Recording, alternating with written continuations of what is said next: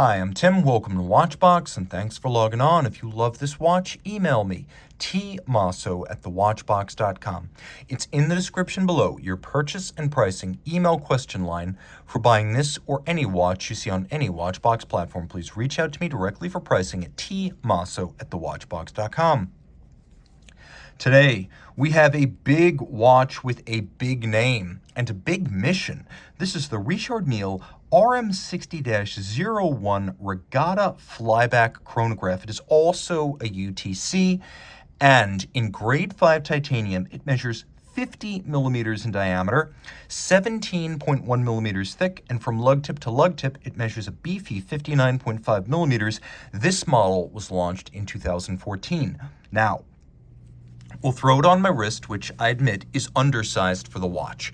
You need a wrist of 18 centimeters circumference or larger to wear this watch without looking like a goof. It is supposed to look oversized, but it is so colossal that you need a big wrist to prevent it from looking comical. Now, you can see it is incredibly thick, but you don't buy a watch like this to disappear it under a cuff or act bashful. This thing is loud, large, and in charge. You can see that we have a Richard Mille factory vulcanized rubber strap. It is a matte finish. It does have hollows molded into its side and striations molded into its top. It perfectly conforms to the slope of the lugs and the curvature of the case, so the look is completely integrated. On the underside, there's some little hollows that actually thin the strap out to make it more flexible, as well as to allow the wrist to breathe. And you can see this is a brand new Richard Mille factory strap. We have a grade 5 titanium buckle to match the case. You can see it is both satinated and polished in detail, and it too uses the spline screws that hold the case together. Now, the case. This is one of the round-cased RMs.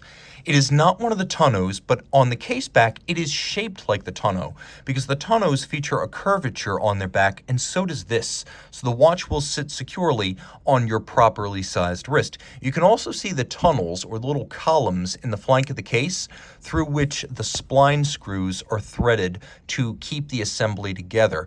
And you can even see that little spline screws and bars are used to retain the strap on each side. So that's a nice secure arrangement for a large and expensive watch. So this is grade 5 titanium. It is lighter than steel.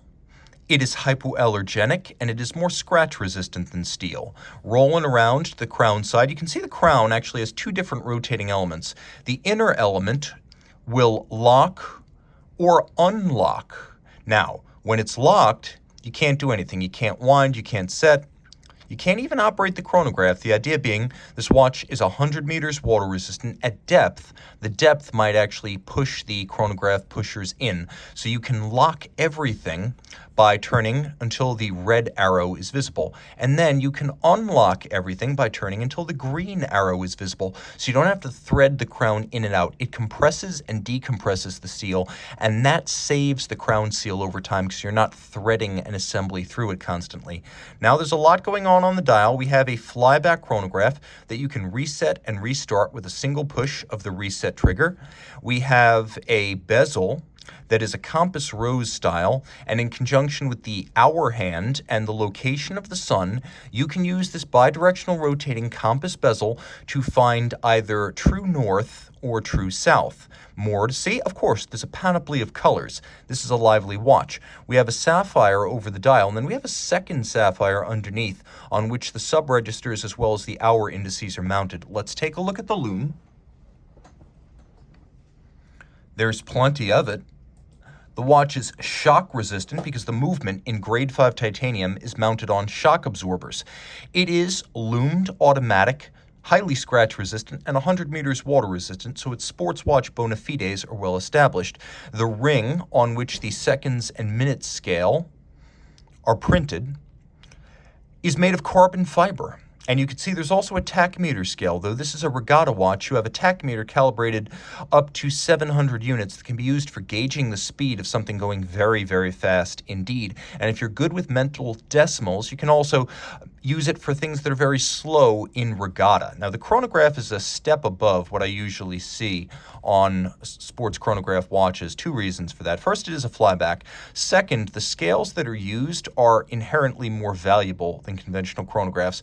You have your chronograph seconds, yes, but look, you also have a 60-minute register. The disc itself moves relative to the scale, so I like to see the 60-minute register because it's a little bit tough to remember sometimes whether you're in the first or second series of 30 minutes within an hour, so having a pure 60-minute register really helps. The chronograph hours register also registers up to 24 hours, so you don't have to worry about it turning over. We have a big date that is mounted on two different wheels. That big date combines with a little month indicator down at the position of about 4:30. This is an annual calendar. With the date and the month, it can give you the time of the year, requiring only one manual adjustment during the jump from February to March. The watch, of course, features a movement in grade 5 titanium to match the case. The base movement is a Vaucher architecture, and this is a Vaucher movement built custom for Richard Mille. You can see the V on the case back, Valjean. It is a RM stake holder, and they make RM cases. The movement, again, is made by Vaucher, and in fact, if you turn, you can see there's a Vaucher manufacturer star on the base plate of this RMAC2 movement. Now, as you can see, it pivots on 62 joules. It is adjusted in 5 positions like a chronometer. It is a twin-barrel, 55-hour power reserve movement that beats away at 4 hertz. It is free-sprung for durability, and you can see that the jewels used for the pivots are actually clear sapphires, so it doesn't look like an antiquated synthetic ruby as you'd see in a pocket watch or a conventional wristwatch. This is an RM, and everything is grayscale. Again, remember, the movement is mounted to the case using rubber shock absorbers, so this is a very impact-tolerant movement. You also have these variable geometry winglets in white gold on the balance, and your RM watchmaker can move them in or out to change the polar moment or turning force of the rotor. If you're very sedentary and you work in an office like me, maximum winding efficiency is probably desired. If you're very active, you don't want to wear out the winding system, it can be set for minimum sensitivity to motion. You can also see that most of the movement, including the barrels, has been skeletonized to allow you to view through it and also to reduce the total mass of the movement itself. It is also nicely finished in mostly mechanical but handsome fashion. Reach out to Team Mosso at thewatchbox.com.